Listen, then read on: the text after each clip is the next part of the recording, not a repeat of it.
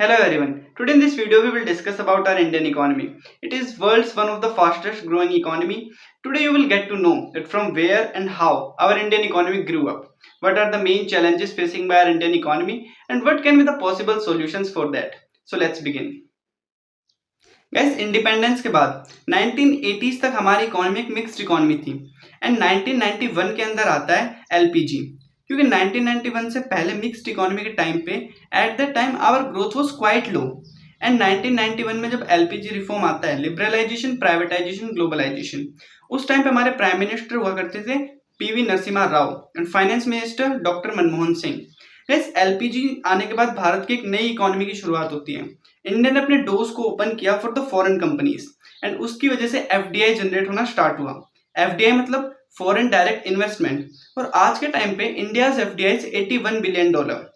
That means foreign companies are showing interest in India and guys initiatives like make in India जो कि 2014 में आता है, तो ऐसे इनिशिएटिव्स की वजह से India is continuously growing. And guys, today India's economy is mainly depends on three parts. First one is agriculture sector, second one is manufacturing sector, and third one is service sector. Let's talking about agriculture sector, which comprises of 47% of India's population, but only contributes 26% to India's GDP. But guys, अब agriculture भी smart technology and better infrastructure के साथ improve हो रहा है. Let's talking about manufacturing sector, which contributes 18% to India's GDP. But gas initiatives जैसे कि make in India जिसका कि मेन एम है कि इस 18% को वो 25% तक ले जाए। Gas third sector is service sector जो कि इंडिया की जीडीपी में 56% कॉन्ट्रीब्यूट करता है। इसके अंदर इंक्लूड होते हैं हॉस्पिटल्स, एजुकेशन, आईटी सेक्टर। तो गैस अब बात करते हैं कुछ नंबर्स की जो कि एक्चुअल ग्राउंड रियलिटी को शो करते हैं।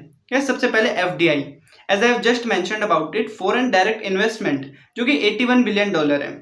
एंड गाइस किसी भी कंट्री की इकोनॉमी स्ट्रॉन्ग होने के लिए एफडीआई एक बहुत इंपॉर्टेंट रोल प्ले करता है।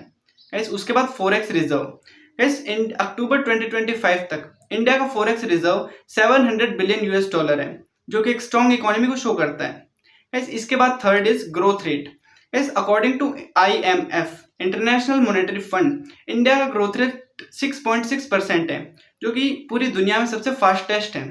एंड गाइस अगर हम बात करें इंडिया की 2014 में, गाइस 2014 में India was 11th largest economy of the world, but today India is the 4th largest economy of the world. Guys अब बात करते हैं इंडिया की स्ट्रेंथ। इंडिया की सबसे बड़ी ताकत क्या है? गाइस एक huge domestic market, fast digitalisation. Guys you can't believe every day in India more than 66 crore UPI transactions are held. And I want to give an example of Diwali day. On a particular Diwali day, more than 74 crore transactions are held in a single day. And guys, initiatives जैसे कि make in India जो कि manufacturing sector को continuously push कर रहे हैं। And guys जैसे कि इंडिया का ग्लोबली भी रेपुटेशन बहुत ज़्यादा इंक्रीज हो रहा है, चाहे वो G20 समिट हो या फिर स्पेस अचीवमेंट्स जैसे कि चंद्रयान 3। गाइस अब बात करते हैं चैलेंजेस की जो कि हमारी इंडियन इकोनॉमी फेस कर रही है। The first one is poverty. Guys India में पॉवर्टी लेवल 5% है, मतलब 5% लोग आज भी पॉवर्टी लाइन के नीचे रहते हैं। And guys it's a matter of concern. Guys the second one is unemployment. Guys unemployment rate कभी 5.2%, कभी 5.5%। And guys because of unemployment India का यूज फॉरेन कंट्रीज में जाता है and the problem of brain drain is happening. And guys the third one is agriculture sector. इस agriculture में जैसे कि स्टेट्स लाइक राजस्थान, आज भी राजस्थान में बहुत सारे डिस्ट्रिक्ट ऐसे हैं जो कि मॉनसून के ऊपर डिपेंड रहते हैं एग्रीकल्चर के लिए। इसके ऊपर ही मॉनसून के ऊपर डिपेंड हैं, तो गाइस ये बहुत ही बड़ा मैटर ऑफ कंसर्न है। Guys the next one is inflation. Guys हमने देखा ग्लोबल टेंशंस की वजह से इन्फ्लेशन इंडिया में बढ़ता रहता है। जैसे कि अगर ट्रंप ने रशियन ऑयल पे सैंक्शंस लगा दिए तो इंडिया में ऑयल के प्राइस बढ़ जाएंगे and it's a matter of concern. Guys अब बात करते हैं प्रॉब्लम्स के सॉल्यूशंस की। तो गाइस सबसे पहले एजुकेशन। गाइस अगर education and skill development programmes के ऊपर अगर अपनी कंट्री फोकस करें तो अपना यूथ एम्प्लॉयबल बनेगा। एंड गाइस अगर यूथ एम्प्लॉयबल है तो यूथ फॉरेन कंट्रीज में नहीं जाएगा एंड इससे प्रॉब्लम ऑफ ब्रेन ड्रेन का सोल्यूशन हो जाएगा। Guys the second one is MSMEs. Guys MSMEs को प्रॉपर फंडिंग देने के बाद गाइस इंडिया में नए स्टार्टअप्स खुलेंगे जिससे कि इंडिया में बहुत सारी अपॉर्चुनिटीज आएंगी। Guys the third one is agriculture sector. Guys agriculture sector में better irrigation technologies and guys rain water harvesting को प्रमोट करना, क्योंकि गाइज अगर रेन वाटर हार्वेस्टिंग प्रमोट होगा and better storage system, and अगर एक बेटर स्टोरेज सिस्टम होगा rain water को कलेक्ट करने के लिए, तो वो पानी इरिगेशन के लिए यूज आ जाएगा।